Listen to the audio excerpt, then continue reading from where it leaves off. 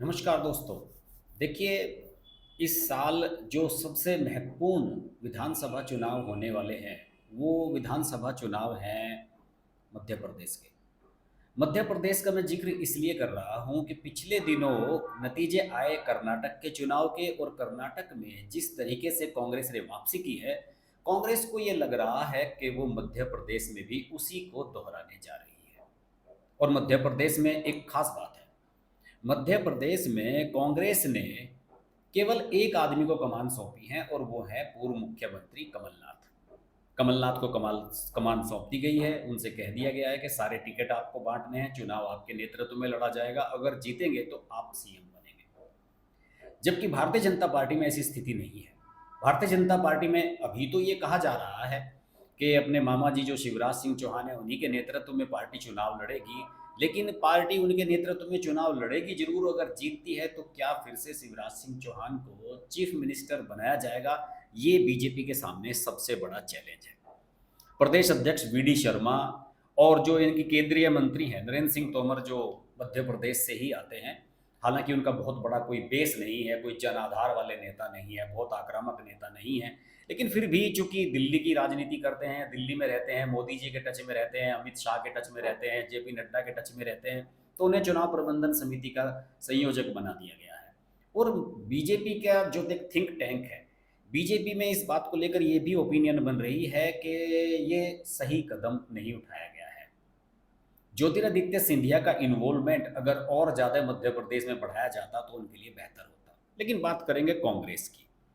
देखिए, कांग्रेस ने कर्नाटक में क्या किया? मुस्लिम तुष्टीकरण पर गए। कहा कि हम जो हिंदूवादी संगठन है उन पर बैन लगा देंगे, ये कर देंगे, वो कर देंगे, इतनी सारी बातें उन्होंने कही। उसके बाद हुआ क्या? मुसलमानों का पोलराइजेशन हुआ टुवर्ड्स कांग्रेस। जेडीएस साफ हो गई, बीजेपी भी बहुत नीचे चली गई, और मुसलमानों को लगा कि अगर बीजेपी को रोकना है तो साहब कांग्रेस को वोट देना चाहिए। अब लेकिन ये काम जो इन्होंने कर्नाटक में किया है कांग्रेस ने, ये काम मध्य प्रदेश में करना संभव नहीं है। क्योंकि मध्य प्रदेश में किसी भी क्षेत्र में मुसलमानों की जो आबादी है वो छोटे छोटे पॉकेट्स में है। आप ये नहीं कह सकते कि किसी इलाके में मुस्लिम बहुत ज़्यादा डोमिनेट कर रहे हैं। इसी वजह से अब कांग्रेस दूसरी रणनीति पे आई है, और खासतौर से कमलनाथ, जो कि बहुत ही मैं मानता हूं कि अशोक गहलोत की तरह एक शातिर पॉलिटिशियन है, उन्होंने अपनी एक हिंदूवादी छवि बनाने की कोशिश वहां पर शुरू कर दी है। और इसमें उन्हें सबसे बड़ा एक जो हथियार मिला है वो है बागेश्वर धाम धीरेन्द्र शास्त्री। आप जानते हैं कि बागेश्वर धाम धीरेन्द्र शास्त्री की लोकप्रियता इस समय चरम पर है। लोग उन्हें सोशल मीडिया पर देखना चाहते हैं, रूबरू देखने के लिए लाखों की भीड़ जुटती है। पिछले दिनों नीतीश कुमार और तेज प्रताप यादव तो हिल गए थे जब पटना में बागेश्वर धाम गए थे। तो ये जो सारा सिनेरियो अब बनता हुआ नजर आ रहा है, उसमें कमलनाथ ने बागेश्वर धाम पर ही हाथ रखने की कोशिश की है। हालांकि बागेश्वर धाम जहां भी जाते हैं हिंदू राष्ट्रवाद की बात करते हैं, हिंदू राष्ट्र की बात करते हैं, घर वापसी की बात करते हैं। तो कांग्रेस के खांचे में बागेश्वर धाम कहाँ पर फिट बैठ रहे हैं, ये तो समझ में नहीं आ रहा है। अलबत्ता इतना जरूर है कि कमलनाथ को ये लग रहा है कि अगर बागेश्वर धाम का आशीर्वाद मिल जाए तो उनके साथ जो लाखों की भीड़ है वो वोट में तब्दील हो सकती है। क्यों? क्योंकि बागेश्वर धाम की लोकप्रियता चरम पर है। बागेश्वर धाम के साथ लाखों लोग जुड़े हुए हैं, और सबसे खास बात है कि वो यहीं के छतरपुर जिले के हैं, यहीं से बिलोंग करते हैं, मध्य प्रदेश से ही आते हैं बागेश्वर धाम धीरेन्द्र शास्त्री। अब कमलनाथ ने प्लान ये बनाया है कि 5 से 7 अगस्त तक छिंदवाड़ा में, छिंदवाड़ा जहाँ से उनके बेटे नकुल आते हैं, और आप जानते हैं कि नकुल को अपनी जो लिगेसी है उसको सौंपने जा रहे हैं कमलनाथ। और नकुल नाथ जो है वहाँ से जीते भी थे। पिछले जब सारी सीटें बीजेपी ने जीती थी तो नकुल नाथ अकेले थे जब जीतने में सफल रहे थे वहाँ पर।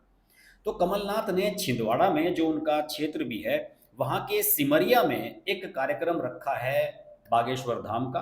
5 से 7 अगस्त तक इसकी वो मेजबानी करेंगे, अपने बेटे के साथ वहाँ पर मौजूद रहेंगे। और देखिए क्या क्या कर रहे हैं वो। उन्होंने एक कंपटीशन शुरू कराया है बच्चों को, रामायण के का कंपटीशन कराया जा रहा है, कॉन्टेस्ट हो रहा है, सुंदरकांड के ऊपर बच्चों से एग्जाम कराया जा रहा है, उनको पुरस्कार दिए जाएंगे। कमलनाथ और नकुल नाथ खुद वहां पर बैठकर पुरस्कार बांटेंगे। देखिए ये जो इलाका है पूरा जहाँ बागेश्वर धाम का प्रभाव है, बुंदेलखंड इलाका आता है और इसमें 26 विधानसभा सीटें हैं। 2013 का जो चुनाव हुआ था विधानसभा का, उसमें भाजपा ने 20 और कांग्रेस ने 6 सीटें जीती थी, यानी कि बीजेपी बहुत बढ़त पर थी। लेकिन पिछली बार जब कमलनाथ की सरकार बनी थी, यहाँ शिवराज सिंह चौहान हार गए थे 2018 में, तो उस समय बीजेपी को यहाँ बहुत लॉस हुआ था। कांग्रेस यहाँ 10 पर पहुंच गई थी और बीजेपी 14 पर डाउन चली गई थी 20 से, यानी कि 6 सीटों का नुकसान हुआ था और कांग्रेस को जो है 4 सीटों का फायदा हुआ था। तो इस तरीके से उन्हें ये लगता है कि अगर यहाँ धीरेन्द्र शास्त्री को साध लिया जाए, हालांकि धीरेन्द्र शास्त्री पॉलिटिकल आदमी है नहीं, अब तक उनकी बातों से लगा नहीं कि वो किसी की राजनीतिक रूप से सहायता करना चाहते हैं, लेकिन बीजेपी को ऐसा लगता है कि वो हिंदूवाद की बात करते हैं, हिंदू राष्ट्रवाद की बात करते हैं, तो निश्चित रूप से बीजेपी को उसका फायदा मिलेगा। लेकिन कमलनाथ इस बात से एग्री नहीं करते। कमलनाथ चाहते हैं कि जिस तरीके से कांग्रेस की एंटी हिंदू इमेज बन रही है दूसरे राज्यों में, कि साहब ये मुसलमानों को सपोर्ट करती है और मुस्लिम तुष्टीकरण करती है, तो वो उस छवि को ब्रेक करने के लिए धीरेन्द्र शास्त्री का इस्तेमाल करना चाहते हैं। हनुमान भक्त बने हुए हैं आजकल उन्होंने, छिंदवाड़ा में एक बहुत बड़ी हनुमान जी की मूर्ति लगवाई उन्होंने, और एक बजरंग सेना नाम का एक छोटा सा संगठन है जिसका उन्होंने कांग्रेस में मर्जर भी करवाया है। तो वो ये भी दिखाने की कोशिश कर रहे हैं कि मैं सब कुछ कर रहा हूं जो बीजेपी कर सकती है। धीरेन्द्र शास्त्री के कार्यक्रम में 2 लाख लोगों की भीड़ जुटने की उम्मीद है और कहा जा रहा है कि इसमें बीजेपी के नेताओं को भी बुलाया गया है। कुछ कांग्रेस के नेताओं ने कहा कि साहब इसमें हम बीजेपी के नेताओं को भी बुला रहे हैं, तो इसे आप पॉलिटिकल कार्यक्रम ना कहें, ये एक धार्मिक आयोजन है और इसे आप राजनीतिक कार्यक्रम ना कहें। तो कमलनाथ इस समय पूरी कोशिश कर रहे हैं कि जो कांग्रेस दूसरे राज्यों में करती आई है उसे यहाँ ना करना पड़े, और उनकी जो छवि है वो ऐसी बने कि उन्हें हिंदू भी वोट दें और मुसलमान तो खैर कांग्रेस को वोट देंगे ही बीजेपी को हराने के लिए। और आप सब लोग देख रहे हैं, देखिए अभी आजकल सर्वे भी आने शुरू हो गए हैं। मध्य प्रदेश का एक सर्वे आया है, उसमें मध्य प्रदेश की जो सीटें हैं उनमें पिछली बार तो 1 सीट मिली थी कांग्रेस को लोकसभा की, अगर बात करूं इस बार 4-5 सीटें मध्य प्रदेश में दे रहे हैं ये सर्वे वाले। तो चीजें बदल रही हैं मध्य प्रदेश में।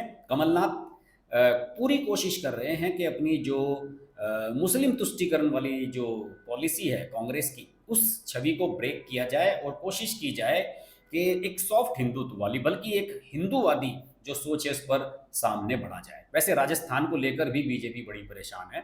राजस्थान में अभी तक ये तय नहीं हुआ है कि कमान किसके हाथ में सौंपी जाएगी। वसुंधरा राजे सिंधिया कह रही हैं कि भाई मुझे कमान सौंप दीजिए, बताइए फटाफट। सुनने में आ रहा है कि अगस्त के फर्स्ट वीक में ये सारी चीज़ें तय हो जाएंगी। आज जबकि मैं आपसे बात कर रहा हूँ शनिवार को, तो आज जेपी नड्डा गए हुए हैं जयपुर, पूरा दिन जयपुर में रहने वाले हैं। सब लोगों से, कोर कमेटीज से मीटिंग होने वाली है। सभी जो यूनिट्स हैं उनको ये कह दिया गया है कि देखिए नाम पर तो मोदी जी के चुनाव लड़ा जाएगा, टिकट बांटने का मामला जो है वो तय किया जाएगा आपस में मिलकर। तो अगस्त तक सबको जिम्मेदारी सौंप दी जाएगी राजस्थान की जहां तक बात है। लेकिन इसमें कोई शक नहीं है कि मध्य प्रदेश में कमलनाथ जिस तरीके से काम कर रहे हैं, मामा शिवराज सिंह चौहान को उनसे होशियार रहना होगा और वो काफ़ी एग्रेसिव अपनी अप्रोच में लग रहे हैं। देखिए उन्होंने राजनीतिक कार्यक्रम अपने शुरू भी कर दिए। प्रियंका गांधी का एक कार्यक्रम उन्होंने ग्वालियर में करवाया था, कई और भी कार्यक्रम बड़े बड़े कमलनाथ कर चुके हैं।